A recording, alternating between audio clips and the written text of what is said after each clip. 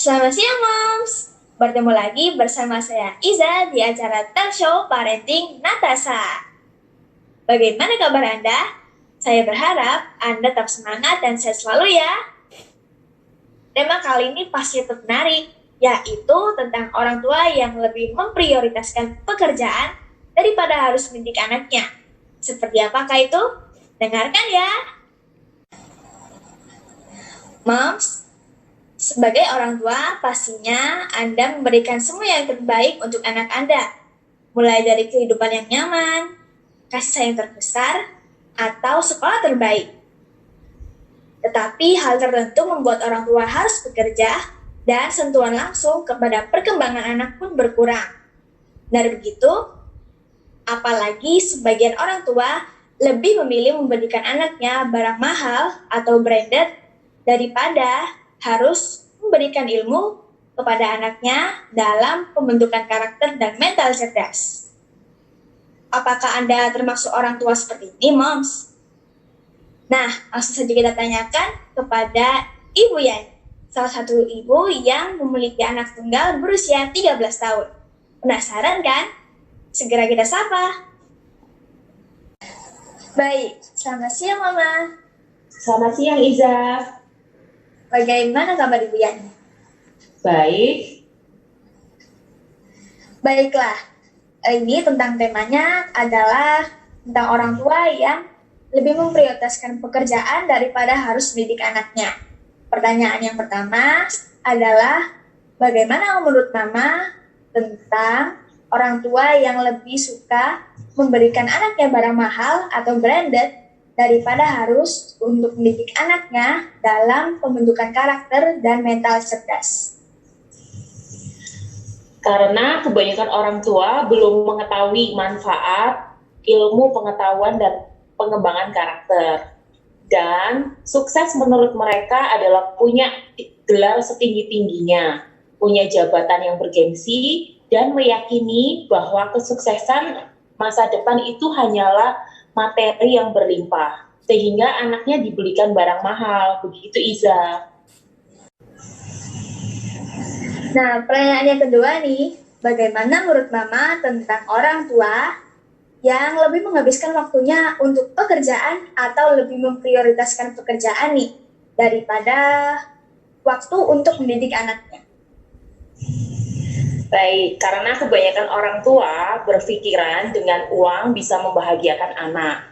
Banyak orang tua beranggapan bahwa nama besar dan kekayaan orang tua bisa melindungi anak dari kegagalan dan permasalahan. Padahal bila anak bermasalah, kekayaan atau popularitas juga tidak bisa membuat anak itu kebal dari hukum. Jadi, orang tua wajib bagaimana cara mendidik anak dengan cerdas, karena orang tua adalah merupakan contoh bagi anaknya. Seperti itu, Iza. Jadi uang bukan segalanya ya, Mama? Ya, betul. Uang bukan segalanya. Baik. Baik, Mama. Ini adalah pertanyaan yang terakhir. Apa manfaat sekolah Natasha bagi Kayla? Banyak ya manfaatnya. Kayla bisa lebih menghargai waktu, lebih percaya diri, bertanggung jawab terhadap tugas-tugasnya, dan saya sudah tidak direpotkan lagi untuk mengingatkan apa-apa saja yang menjadi tugasnya, dan lebih rajin ya untuk bangun pagi dan sebagainya. Di samping itu dia juga tidak lagi main gadget seenaknya, tahu waktu, tahu aturan. Di samping itu juga dia tidak malas-malasan juga, tidak judes sama orang, berbicara juga sopan. Dulunya susah senyum, sekarang jadi bisa senyum. Dulunya tidak disiplin, sekarang bisa lebih disiplin. Dan dia lebih jujur ya, berkata jujur apa maunya, dia lebih bisa bicara sama saya. Dulunya suka diem, kayak gitu Iza. Lebih banyak lah manfaatnya dan perubahannya lebih banyak. Lebih baik ya juga ya? Ya, jauh lebih baik lah. Dan itu bermanfaat sekali di sekolahnya dia. Seperti itu Iza. Baiklah, kalau begitu terima kasih waktunya ya, Mom. Ya, sama-sama. Moms, bagaimana pendapat kau Taib, owner dari Sekolah Kepribadian dan Pengembangan Potensi Natasha, tentang orang tua yang lebih memprioritaskan pekerjaan daripada untuk mendidik anak dalam pembentukan karakter dan mental cerdas? Dan kita dengarkan yuk solusinya.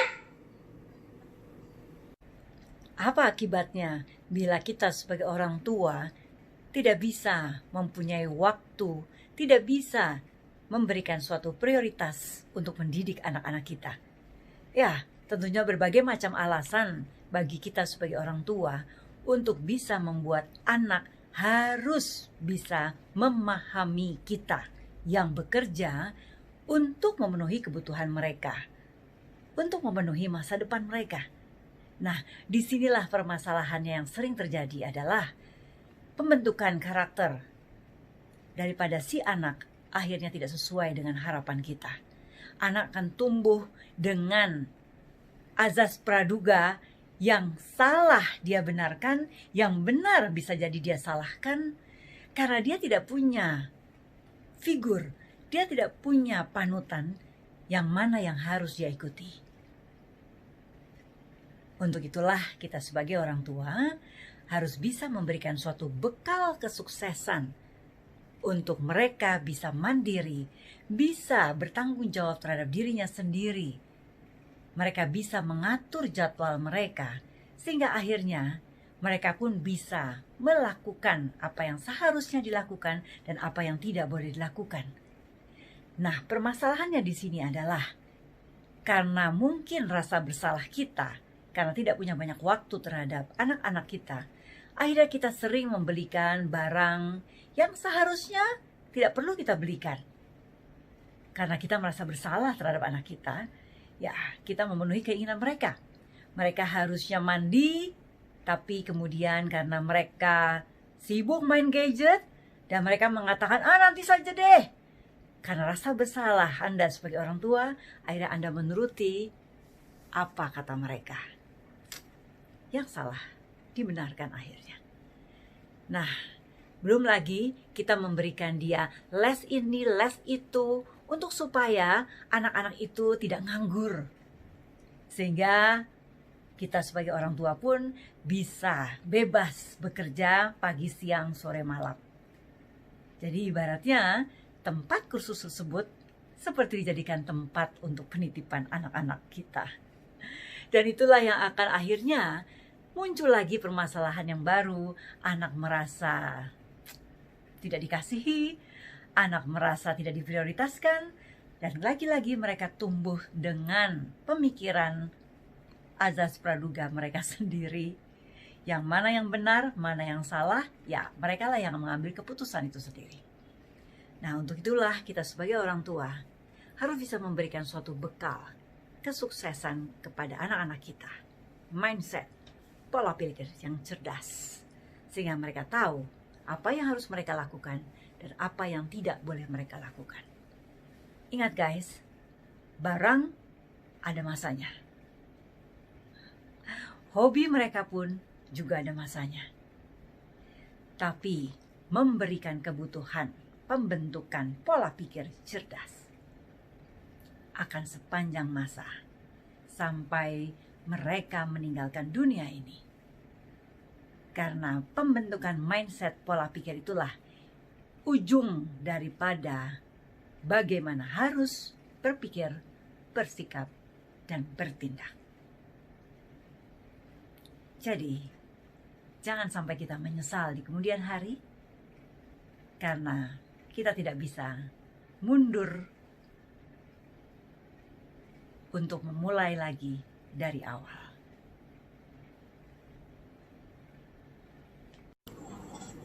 Moms, pastinya perbincangan tadi dengan Ibu Yani sangat menginspirasi ya bagi para moms. Semoga bermanfaat ya moms. Dan nantikan talk show Parenting Natasha selanjutnya ya. Dengan tema yang tidak kalah menarik pastinya. Saya Iza, salam cerdas Natasha. Sampai jumpa.